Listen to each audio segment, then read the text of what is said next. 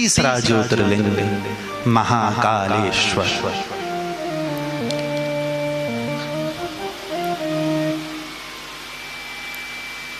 हमारे शास्त्रों में 7 नगरी बड़ी पवित्र मानी जाती है। अयोध्या, मथुरा, माया, काशी, कांची, अवंतिका, पुरी, द्वारावतिश्चैव सप्तैते मोक्षदायिका।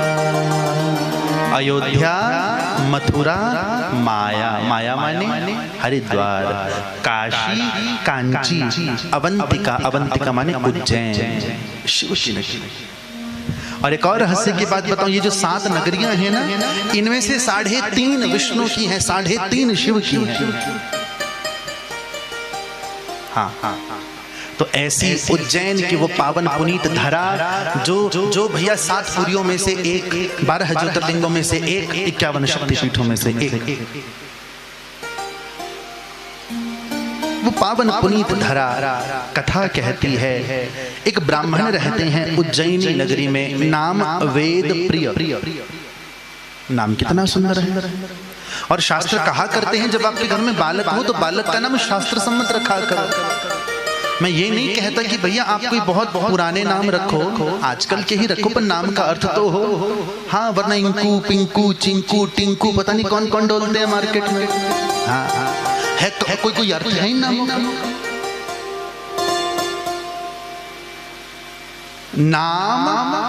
हिंदू परंपरा के 16 संस्कारों में से एक नामकरण संस्कार। और जब नाम रखा जाता है, विश्व भरण पोषण कर जोई, ताकर नाम भरत अस हो। जो विश्व का भरण पोषण करने वाला, उसका नाम भरत। भरत भरत जाके सुमिरन तेरे पुनासा, नाम शत्रुघ्न वेद प्रकाशा। जिसका नाम सुनते ही शत्रु नष्ट हो जाते, उसका नाम शत्रुघ्न। और आजकल राम राम। मैं कोई उदाहरण नहीं देना चाहता। तो ब्राह्मण का नाम वेद प्रिय, जिसे वेद प्रिय हैं। इसके 4 बेटा हैं। ये 5 मिलकर भगवान शंकर की बड़ी सुंदर उपासना करते हैं, बड़ी सुंदर सेवा करते हैं। भैया उस समय रत्नमाला पर्वत पर एक दैत्य हुआ। दैत्य का नाम है दूषण। दोष शब्द से दूषण शब्द बना। इसने ब्रह्मा जी का तप किया। ब्रह्मा जी ने, जब ब्रह्मा जी प्रकट हुए, ब्रह्मा जी ने कहा, बोल भैया वरदान में क्या मांगना चाहता है। दूषण कहते हैं, मुझे कोई हराए ना, बस। अब इसने वरदान तो पा लिया, मुझे कोई हराए नहीं। तो भैया जगह जगह जाकर अत्याचार करने लगा, क्योंकि वरदान मिला है। ब्राह्मणों को बार बार समझाते तुम ये पूजा पाठ शंकर की, राम की, शिव की, दुर्गा की उपासना छोड़ दो। ब्राह्मण नहीं माने। तो आज इसने ब्राह्मणों को कष्ट देना शुरू किया। आज जो ही दूषण अपनी सेना के साथ उज्जैन नगरी पर आक्रमण करता है, सभी ने सोचा क्या करें क्या करें। उस ब्राह्मण के वो 4 बेटा एक जगह पर बैठकर भगवान शिव का ध्यान करने लगे। नाथ कृपा करो, अगर नाथ देखोगे अवगुण हमारे, हम कैसे भव से लगेंगे किनारे।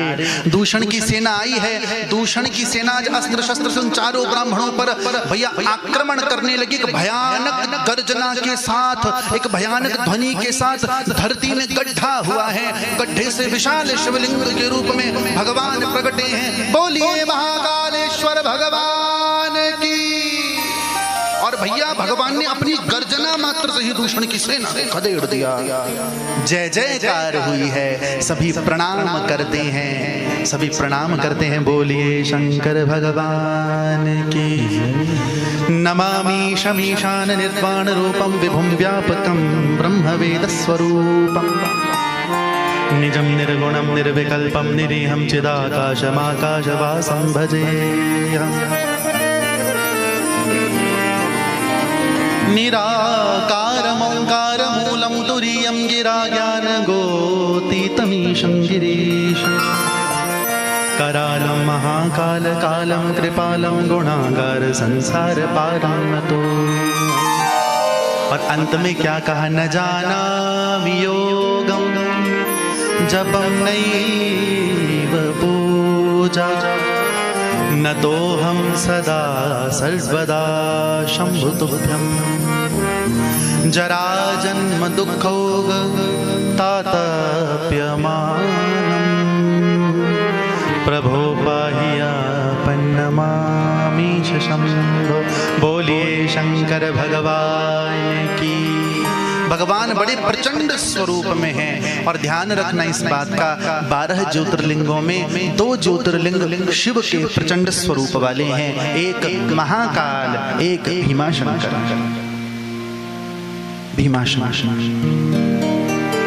वेद प्रिय ब्राह्मण शिव की स्तुति करते हैं। मांग क्या मांगता है प्रभु? कुछ नहीं मांगना चाहता, बस कृपा करनी है तो हमेशा हमेशा के लिए यहीं रह जाओ, यहीं रह जाओ। भगवान रह गए, भगवान ने निवास पाया है। प्रेम से कहो नमः शिवाय। भैया एक चीज मैं आपको और बताऊं, महाकालेश्वर ज्योतिर्लिंग की एक नहीं 2 कथाएं आई हैं शिव पुराण में। दूसरी कथा कहती है एक राजा थे, राजा का नाम चंद्रसेन। राजा चंद्रसेन बड़ी सुंदर शिवोपासना करते हैं, मिट्टी का पार्थिव शिवलिंग बनाते हैं, पूजन करते हैं। और इस समय तक महाकाल प्रकट हो चुके हैं जब चंद्रसेन राजा बना उज्जैनी का। भैया भगवान शिव के एक गण है जिनके विषय में मैंने आपको गत दिनों की कथा में भी बताया था। उनका नाम मणिभद्र। आप लोग बद्रीनाथ गए होंगे तो बद्रीनाथ के ऊपर एक गांव पड़ता है माणा। माणा मणिभद्र के नाम पर है, मणिभद्र के नाम पर। और भगवान का माणा को आशीर्वाद है जो इस नगर में पैर रखेगा उसे कभी लक्ष्मी का कष्ट नहीं झेलना पड़ेगा, वो निर्धन नहीं रहेगा। सुना होगा आपने कि बद्रीनाथ जाने वाले लोग माणा अवश्य जाते हैं। माणा इसलिए भी जाते हैं क्योंकि भारतीय सीमा का अंतिम गांव है। वहां पर व्यास जी की गुफा है और भीमशिला है, गणेश गुफा भी है। तो वो जो मणिभद्र है जिनके नाम पर माणा गांव है, उनसे मित्रता हो गई राजा चंद्रसेन की।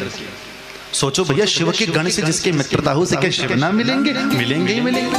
तभी मैं आपको हमेशा कहा करता हूं, भगवान के चरण नहीं पकड़ सकते, किसी ऐसे के चरण पकड़ लो जिसने भगवान के चरण पकड़े हो।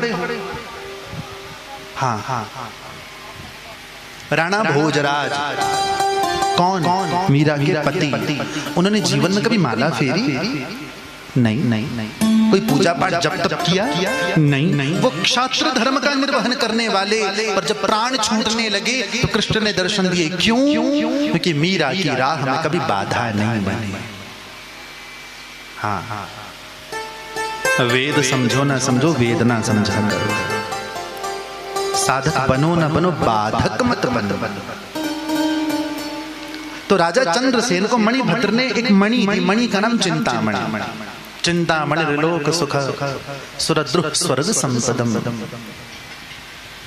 अब चिंतामणि को गले में पहनकर राजा चंद्रसेन डोलते तो बड़े प्रसन्न होते, साक्षात भगवान जैसे लगते। आसपास के राजाओं के कान में बात पड़ी कि राजा चंद्रसेन के पास मणि है, तो सारे राजाओं ने मिलकर एक साथ आज उज्जैन के ऊपर आक्रमण कर दिया।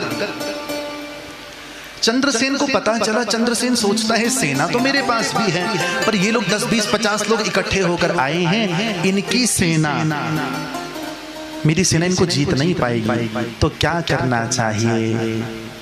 उसके चरण पकड़ लो जो सबका आश्रय है। ये सोचकर राजा चंद्रसेन पहुंच गए महाकाल के शरण में। नाथ, अब सब कुछ आपके हाथ में, ये तख्त, ये ताज, ये मुकुट, ये राज, सब आपका है। आप आगे भी देंगे तो सुचारू रूप से चलाऊंगा, आप छीन लेंगे तो बैठकर आपका भजन करूंगा। नाथ, पर कृपा ऐसी करना कि ये जितने भी राजा मुझसे चिंतामणि छीनने आए हैं, मार काट ना मचे, मेरी प्रजा कष्ट ना पाए। इसी समय एक गोपी अपने बेटे के साथ वहां आई। छोटा सा बालक है, बालक का नाम है श्रीकर।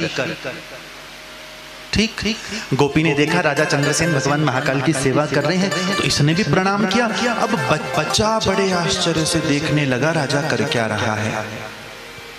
गोपी ने बालक से कहा चल बेटा घर चलते हैं। तो बालक घर पहुंचा, गोपी अपने काम में व्यस्त हो गई। बालक किसी शिला को शिवलिंग मानकर पूजन करने लगा। तो श्रीकर ने देखा कि राजा बड़ा सुंदर पूजन करे, तो बालक को कुछ समझ नहीं आया। बालक ने एक पाषाण रखा और जो भी चीजें उपलब्ध जैसे बच्चे करते हैं, कुछ फल फूल चढ़ा दिए, कुछ पत्ते चढ़ा दिए, कुछ और सामने आंखें बंद करके बैठ गए। भोजन बना, गोपी ने आवाज लगाई बेटा श्रीकर आओ भोजन कर लो। नहीं सुना, बालक ध्यान में चला। अरे ओ बालक मैं तुझे पुकारी हूं, चल भोजन कर ले, तुझे भूख लगी होगी। बालक वाले ध्यान में निमग्न था। अब यहाँ दो कथाएं मिलती हैं जो मैंने पढ़ रखी है, सुन रखी। पहली कथा कहती है कि उस गोपी ने शिवलिंग को उठाकर फेंक दिया। क्या बच्चों जैसा खेल करे, चल चल। बालक रोता रोता मूर्छित हो गया। और दूसरी कथा कहती है गोपी जो ही उसे उठाने आई, गोपी क्या देखती है, बालक किसी मिट्टी से बने हुए शिवलिंग से खेल रहा था, जो उस गोपी के देखते ही देखते रत्न का, सोने का, चांदी का बन गया। गोपी देखती ही देखती रह गई, जय जयकार करके प्रणाम करती है, प्रभु मुझे पता नहीं था मेरे बालक का छोटा सा भाव आपको इतना पसंद आएगा। भैया ये बात फैल गई। राजा चंद्रसेन भागे भागे आए और राजा चंद्रसेन ने आकर उस बालक को गले लगा दिया। इस समय बाकी सब राजाओं ने उज्जैन को घेर कर रखा था। बाकी राजाओं के पास ये बात पहुंची, सबने कहा सुनो ये शिव का उपासक है, अरे इसके राज्य में तो छोटे छोटे बच्चों पर भी शंकर की कृपा है, हम इसके ऊपर आक्रमण नहीं करेंगे। ऐसा ना हो हम इस पर आक्रमण करें, इसकी ओर से युद्ध करने स्वयं शंकर। आज सभी राजाओं ने संधि की है और भैया उसी समय वहां पर हनुमान जी महाराज प्रगटे हैं। बोलिए हनुमान जी महाराज की जय। हनुमान जी महाराज कहते हैं मैं इस बालक को आशीर्वाद देता हूं, इस बालक की 8वीं पीढ़ी में एक पुरुष का जन्म होगा जिसके पुत्र के रूप में साक्षात नारायण आएंगे। श्रीकर की 8वीं पीढ़ी में जन्म हुआ नंद का, नंद के बेटा हुए कृष्ण। बोलिए भक्त वत्सल भगवान की। भैया पर वर्णन इस प्रकार का मिलता है कि सन 1235 में इल्तुतमिश के द्वारा श्री महाकालेश्वर मंदिर भी तोड़ा गया था। और एक विशेष बात आपको बताऊं, यदि आपने महाकाल मंदिर के दर्शन किए होंगे, महाकालेश्वर मंदिर 3 मंजिल का है। सबसे नीचे महाकालेश्वर, उसके ऊपर ओंकारेश्वर, सबसे ऊपर नागचंद्रेश्वर। आज एक त्योहार है नाग पंचमी, और जो तीसरी मंजिल में मूर्ति है ना नागचंद्रेश्वर, उनका केवल आज के दिन दर्शन होता है।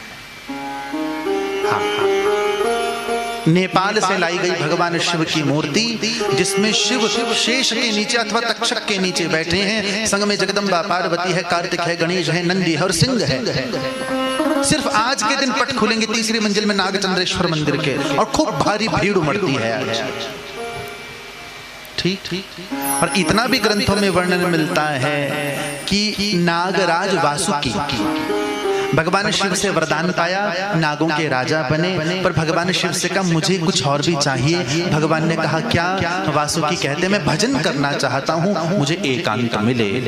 तो एकांत मिला नागचंद्रेश्वर मंदिर में। एक दिन के लिए नागराज वासुकी दर्शन देते हैं भक्तों को। बोले भक्त वत्सल भगवान की